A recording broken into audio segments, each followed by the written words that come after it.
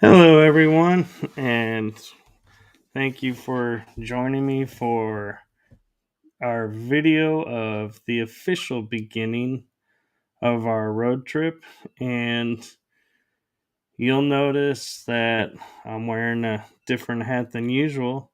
This was a gift that I obtained while on the journey back to Texas.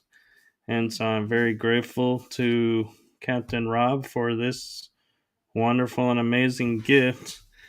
And I am going to share with you all what we did on day one of this adventure that we started. Now, we did officially start on Saturday, April 5th.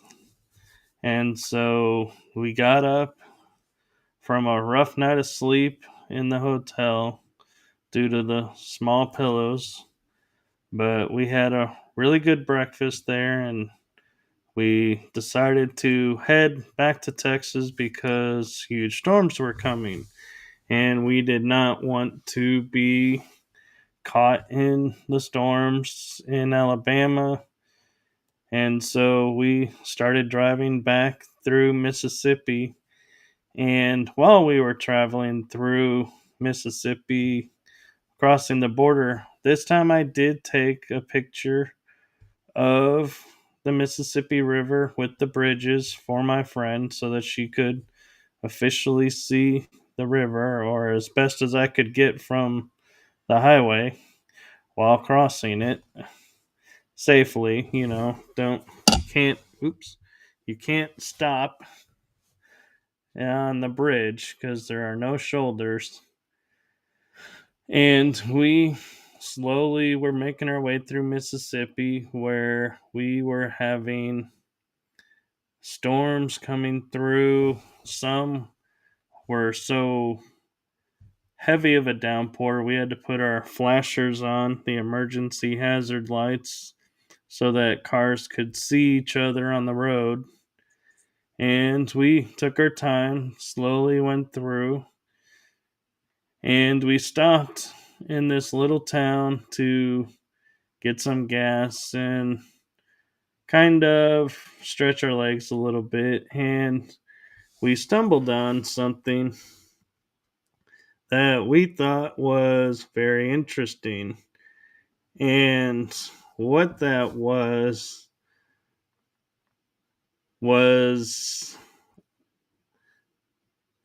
three jars of something very unique. And I'm going to take a second to see if I can't pull up an image of those items to share with you all, because it's one of those things, if you didn't see it, you wouldn't believe it. So I am going to see if I can't find on my computer where that file is. And also learning this program, and so I do apologize for the long delay in the beginning. The program is spinning while I'm trying to get all the connections. And so let's see, where is that photo? Because yeah, you guys are not gonna believe what we saw. And it just was like, wow, that was unexpected. And it was one of those moments where you're looking at it and going, what in the world?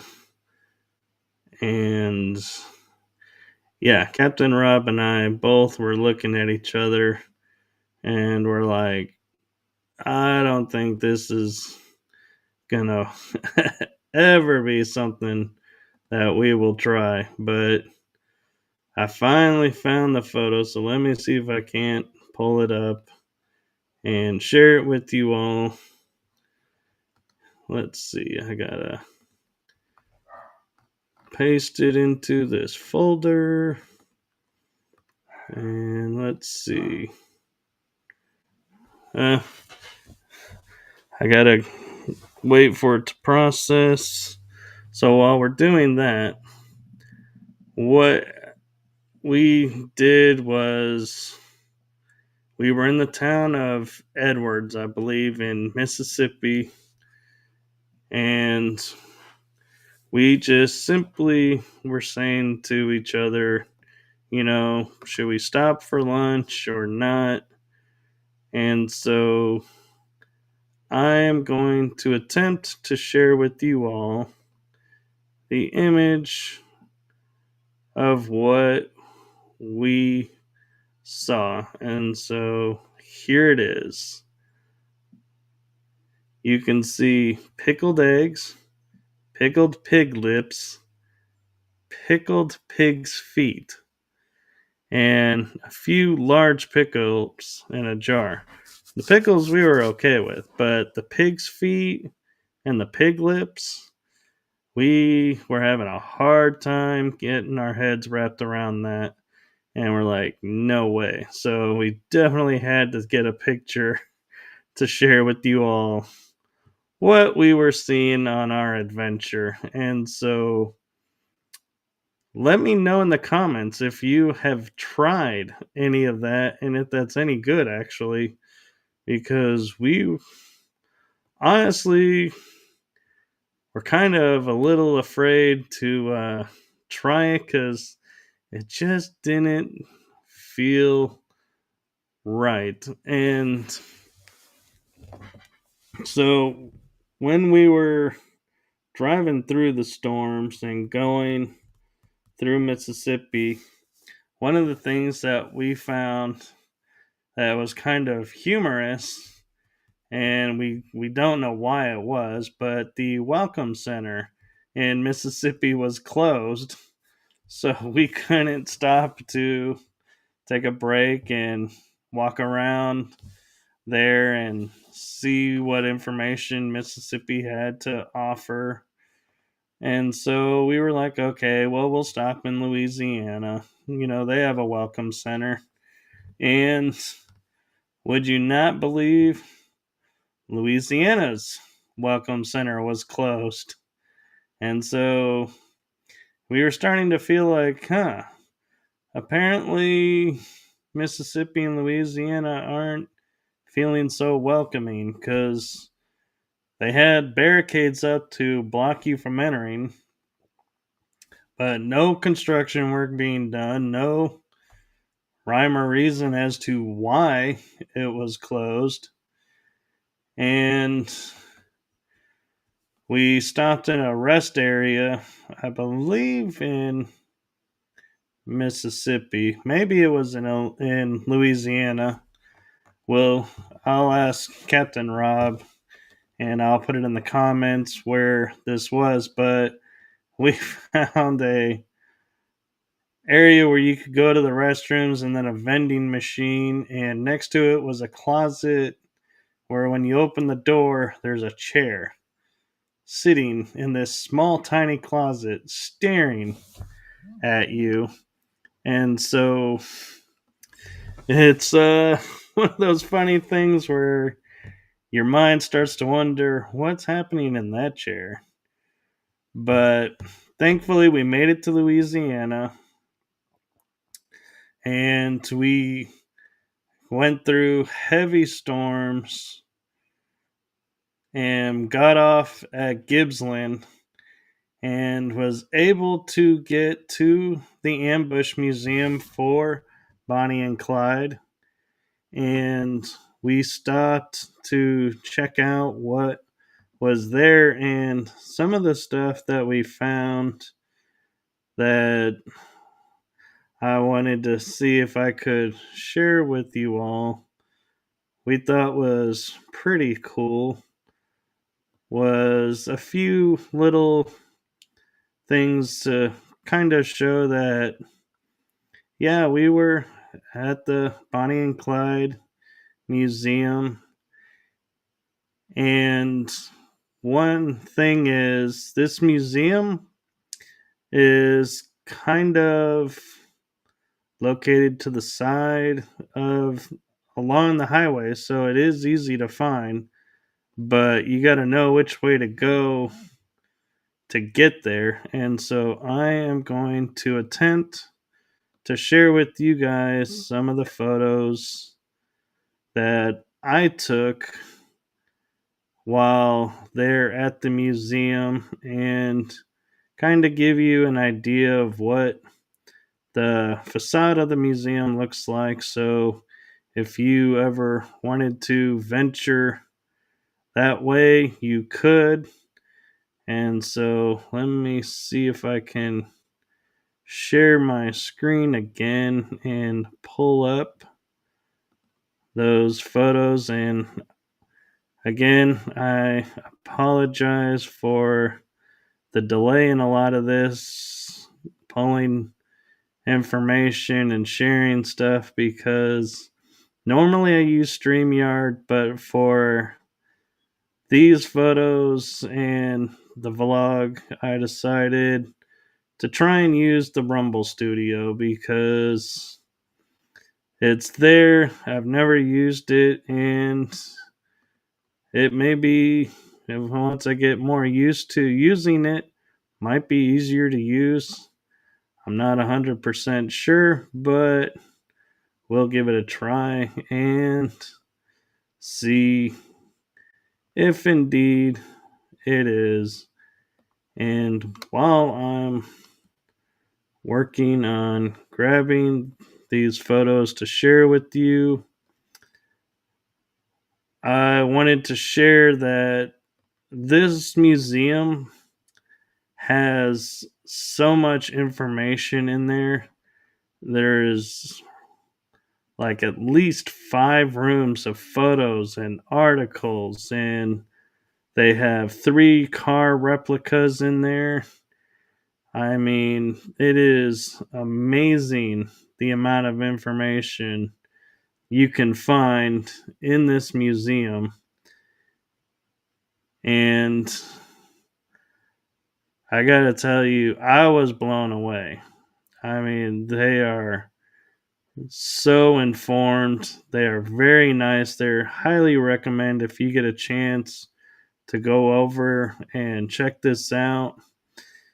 It is in northwest Louisiana near the Arkansas border. But this museum, it looks small from the outside, but believe me, it is anything but small. And so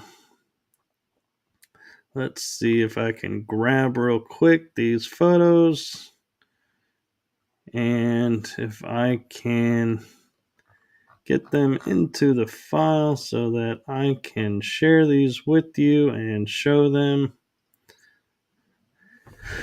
And so Bonnie and Clyde, for those of you who may not be familiar, were driving from a little shop, gas station, I think, place or a cafe, and stopped to get a sandwich to eat, and we're heading back into Louisiana where I believe it was the Barrow family lived.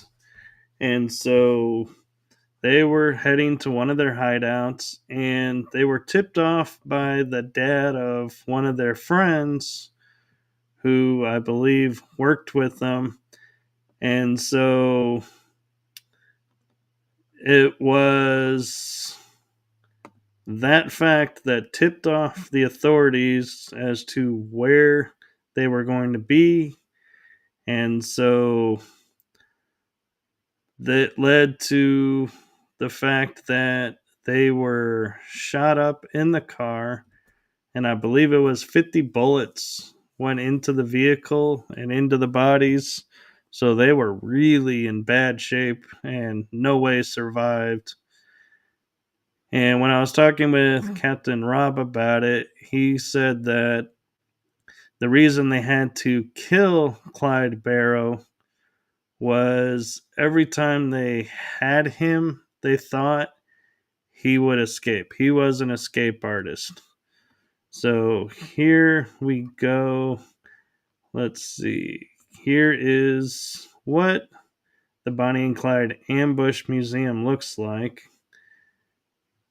And so it actually is, like I said, it looks kind of small when you think about museums, but he uses the space super well. And let's see. It is, they actually do serve Bonnie and Clyde's last meal there. They didn't get a chance to eat it. That's how they know what it was. But so that's the outside. And one of the images I also wanted to share with you before I show you inside of this museum is a mural that we found on the outside wall of a building across the street. And so let me pull that up real quick. And let's see. There we go. So it's a really nice picture, and it kind of pays homage to the different history of Gibsland with all that was going on. And if you see this, you know you are across the street from the museum, because that is exactly where this photo can be found, or the mural. And so, with that, I am going to now try and share with you a few images of the museum and let you see. In one of them, I'm going to share with you. I found this kind of interesting a little bit myself, and let me see if I can share this with you. I am going, here we go. So this tire was found in the shed of Monroe Burkett of Broadus, Texas. And he said he would not use this tire that Clyde Barrow gave to him because it was stolen, but yet he kept it in his shed. So it makes me wonder, if you're so worried about having a stolen tire, why did you keep it? Why didn't you give it back to someone or sell it, or, why keep it? And, if you're going to keep it, why not use it? I mean, tires in those days were expensive. Everything was expensive, costs. And so that was one thing I found interesting that was in the museum. And here, let me say real quick hello to Kits Hell, who's watching and says they can't see anything. So I'm sorry if you're not seeing the photos. I am new to this program. I'm doing what they say you're supposed to do.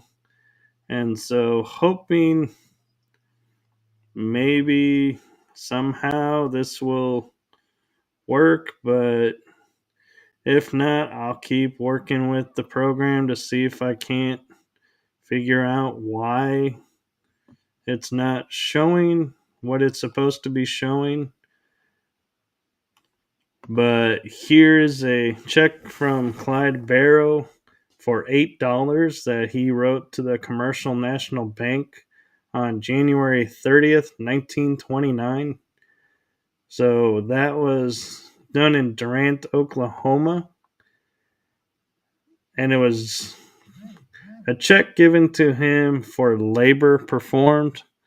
So that I thought was really cool. And it was from JC Sloan.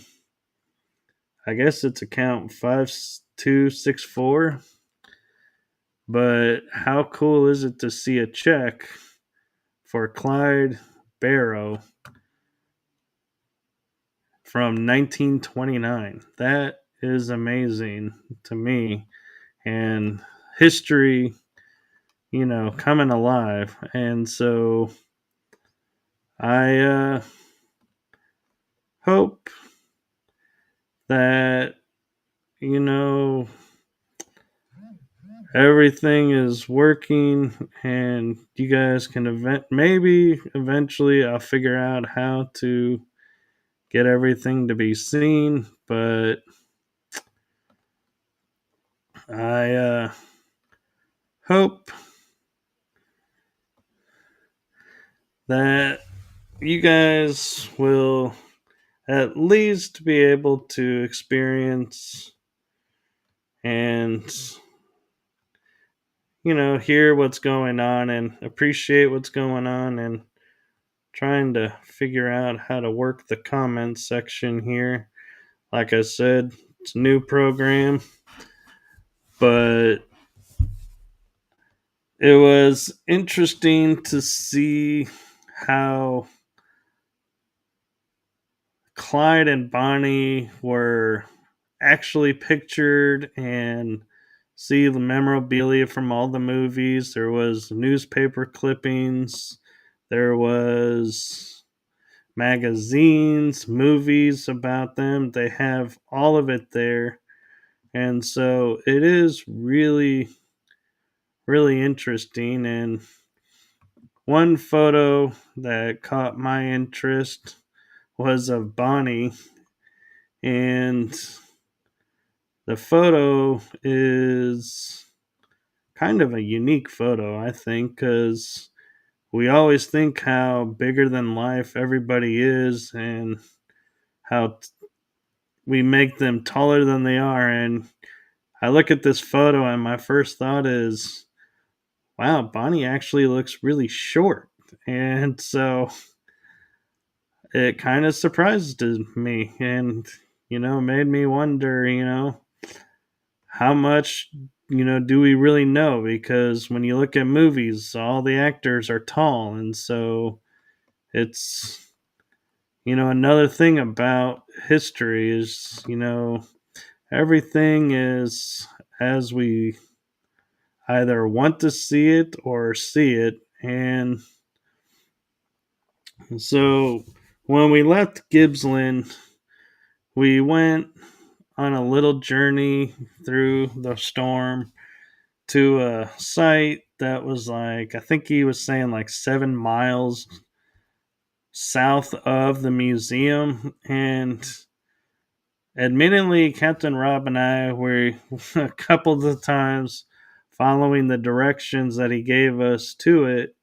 We're starting to wonder if we had missed a turn or if we got it.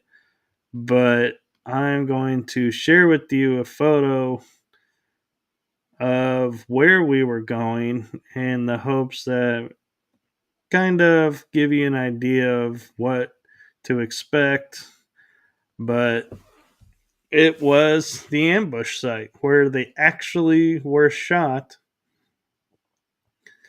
and killed. And so this picture kind of shows the hill that the cops were waiting on them from, and they were waiting for Bonnie and Clyde to come through. And so the state troopers and everybody were patiently waiting, and it was a scene I don't think anybody could be prepared to see. And excuse me, there is a really nice marker that unfortunately they had to put a camera on it because people were taking shots at it or stealing from it. But I took a photo from the car because of the pouring rain, and the storms. And so here you can see it says this site, May 23rd, Clyde Barrow and Bonnie Parker were killed by law enforcement officers erected by the Bienville Parish Police Jury. So this little marker was created, and you can't see it, but there are beads at the bottom and bullets and coins on the top. So people do come to this location to pay homage to Bonnie and Clyde and try and keep their story alive and everything. And one thing that's kind of interesting to note was, let me see if I can show you, is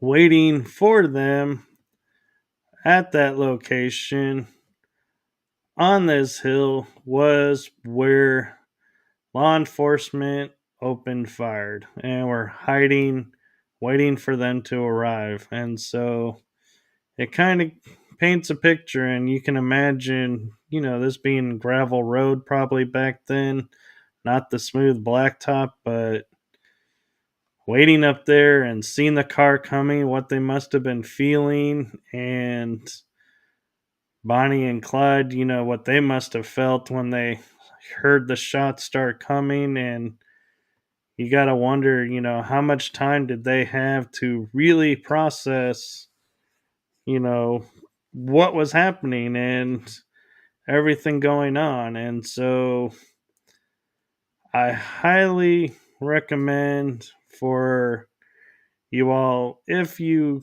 get a chance, to go and check out this museum and experience this, because it is a museum unlike any other museum I have been to. And here you can see, I'm hoping you can see, is a picture of a replica of the car with or not mummies, but mannequins put in place, made up to look like Bonnie and Clyde, what they would have looked like in the car, and what they were wearing. And you can just imagine the carnage that they saw, and seeing that is just wow. Really puts into perspective these two young kids and the tragedy that befell them, and just all of that. But what was also interesting was the fact that they weren't exactly as innocent as people may have thought, because one of the things that we noticed, or I noticed, was, as I try to get this to work again, not sure why it's not opening, but let me see if why it's not working right now. And let's see what, there it goes. Had a computer glitch, but these are the guns that would have been found on Bonnie Parker and Clyde Barrow in their vehicle. And there's glasses that were, like, I believe Clyde Barrow wore the sunglasses in the case with them. So you can imagine you did not want to sneak up on these people, because wow, that's a lot of firepower there. And kind of makes you wonder, how did they get their hands on all that firepower? But so we left Gibsland, the ambush site, and we were starting to head back in. We stopped at a gas station to fill up, And we were asking one of the attendants, how's the storms looking? And they said, well, Shreveport has big storm.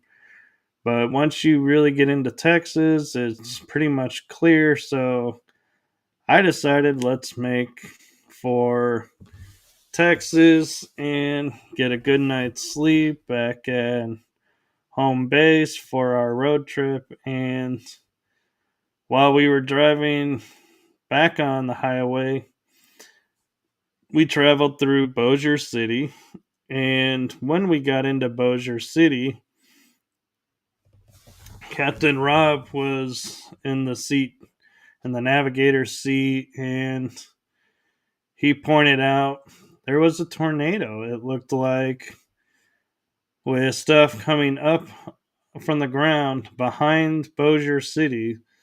So we kind of started laughing a little bit, focused on driving to get through the storm, and fortunately the tornado was going away from us. But so the reason we were laughing a little bit about this was on our first road trip when we were in Texas going towards Amarillo, there was a tornado that started to form next to my car that we outran. And so that was 7 years ago. And so we're like, history's kind of repeating itself. 7 years later, we're on a road trip, and this time in Louisiana, and looked like a tornado out of the right side of the car again, and thankfully going away from us. So we were able to get into Texas. And one of the funny things was Texas does have a welcome center and it was open. So we stopped there to get some information, and Captain Rob was hoping they had coffee, and I was enjoying stretching the legs, and we were still a little bit in the storm, but it was pretty clear when we got there. And we walked inside and asked one of the ladies there that was really nice behind the counter that was helping everybody with information if they had coffee, and she said no, they don't offer coffee. They should, but they don't. And we were like, yeah, that's kind of unusual, not to have coffee available. But so we talked to her a little bit and started gathering information for places we may want to go and visit in Texas, and get some other information. And we go to leave, and the outside is in a downpour, and we are running towards the car in this rain and going, are we, what is going on? It wasn't this bad when we got in, and we got on the road, and fortunately it started to clear up and was mostly clear all the way through. And we stopped at Buc-ee's to fill up, and we also, went in and I got dinner, which was really good. And we got our breakfast this morning for the next day, which was a lot of fun. And if you haven't experienced Buc-ee's, it is definitely an experience you want to experience. And not sure exactly what's happening right now because it looks like my webcam is going out, and not sure why. Let me see if I can stop the camera and restart it, if that'll help. Why isn't it enabling? Oh boy, what's going on? Well, I apologize to everyone. Like I said, new program. It's got its learning curve. But we did arrive in Texas safely. We did make it here in good time. And so that was our adventure for Saturday, April 5th. And looking forward to seeing what the next day holds in store for us. So, hopefully, by the end of this road trip, we'll have figured out how to make this program work efficiently, or I may say, you know what, it's not working. Let's just call it and go back and use StreamYard. So I will keep you updated where and when the streams will happen. But stay tuned because you never know what's going to happen tomorrow. So until then, have a wonderful day, everyone, and we will talk soon. All right. Have fun. Be adventurous. Be safe. Bye.